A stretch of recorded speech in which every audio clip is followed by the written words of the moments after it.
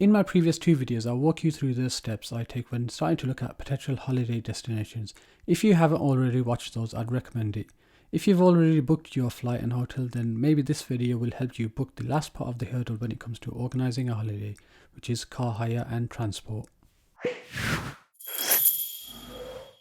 Let's start with whether you have a driving license or not, as someone in your group will need one if you want to hire a car abroad. If you don't, then you could probably stop watching the video here, as the only option available to you is public transport and taxis.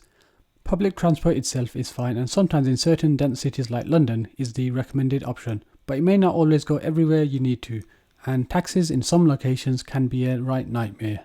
If you fall into this category, then you're better off booking a transfer in advance. As explained in the previous video on hotels, some tour operators include transfers as part of their package. Now for car hire, especially in European destinations, one of the websites I've discovered is a company called Zest car rental. They're actually a broker, but the advantage of using them is that they have preferential negotiated rates and terms with the car rental companies. The main advantage of this is 1. The rate is often cheaper, and 2. The excess is usually more favourable. I'll explain more about excesses later on in the video. Using the flight times of your flight, select the date and arrival time.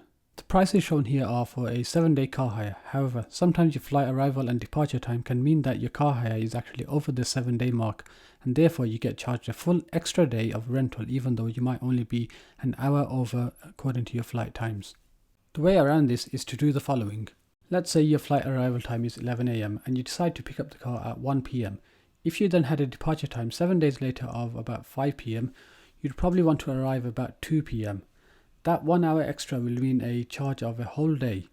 The way around this I've found in my experience is to say you'll arrive slightly later and drop off slightly earlier, or meet somewhere in the middle. In all cases I've tried this, they've usually had my car ready and waiting for me. The reason for this is that they expect many flights to actually arrive earlier than they're scheduled to, and they often have most of the cars ready for that day. In terms of dropping the car off, no one actually registers the time you drop it off, so if you're late by an hour or so, no one will bat an eyelid in my experience. Often there's no paperwork to sort out or refunds to process.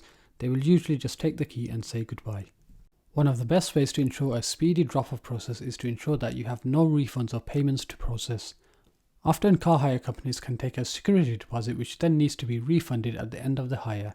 I found car hire companies hold on to these sometimes for up to a week after the hire has ended.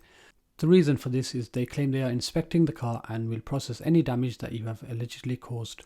This can be a pain, as 1. You'll be without your deposit for several weeks, and 2. You essentially have no comeback if they decide to charge you for damage. It's very difficult to dispute something after you've left the country. I've found the best way to avoid this is to find a company that offers zero excess protection. Sometimes certain companies can charge an extra fee for this. Be careful though, in certain countries like Spain, excess is already zero, but not for all car parts. More than often, the tyres and the underside of the car are excluded from zero excess protection. This is why I tend to use companies like Zest, who either negotiate a zero excess rate or offer a excess refund protection. One other company which deserves a mention when travelling to the Canary Islands is AutoReason. They have some of the best rates with a good fuel policy and zero excess. I did a separate video on hiring a car in the Canary Islands which you can check out on the link above or in the description below. When choosing a car hire company, make sure you know exactly where it's located. Some can be misleading and say that they're at an airport, but in reality can be quite a drive away. Having to catch a shuttle bus to the car rental place defeats the purpose of hiring a car. You might as well just catch a bus and go to the hotel and hire a car over there. This is why I like to make sure that the desk is located in the terminal. You can do that via the booking website or check on the airport's website. The other part of this video is about airport parking in relation to your home departure airport. Where you can, I'd always try to fly from a local airport so that a friend or family member can drop me off. For those times that they can't, I know that it won't cost me much in either public transport or an Uber. In certain situations though, I've been forced to park my car at an airport far from home as the flights were significantly cheaper, or it was a redemption flight, meaning that they only flew from certain airports where I needed to drive to. Now, if you're adventurous and don't mind taking a risk, I did a video on how to park at the airport for free. It essentially involves parking at a nearby station and catching the train or bus in. I've personally tried this, as have many others, and it's worked. However, I wouldn't risk it if I had a nice or expensive car. Link to that video just above or in the description below.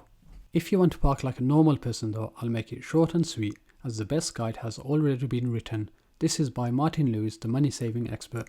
The airport parking page is very comprehensive and will find you the cheapest deals around for your particular airport. One tip is to try to use a parking provider that either allows you to park at the terminal or does a meet and greet at the terminal. This ensures that you avoid those pesky shuttle buses that I seem to dislike. Across 3 videos I've shown you the exact method I use when booking a trip. Hopefully at the minimum it's shown you a different perspective when it comes to looking for a holiday. Either way, I do hope it helps you to get the most value out of any future trip you have. If you have any questions, let me know in the comments below under the relevant video. I'll do my best to answer or point you in the right direction of where you can find an answer. If you've got any tips for me, then do let me know as well. As always, if you haven't already, do subscribe and thank you for watching.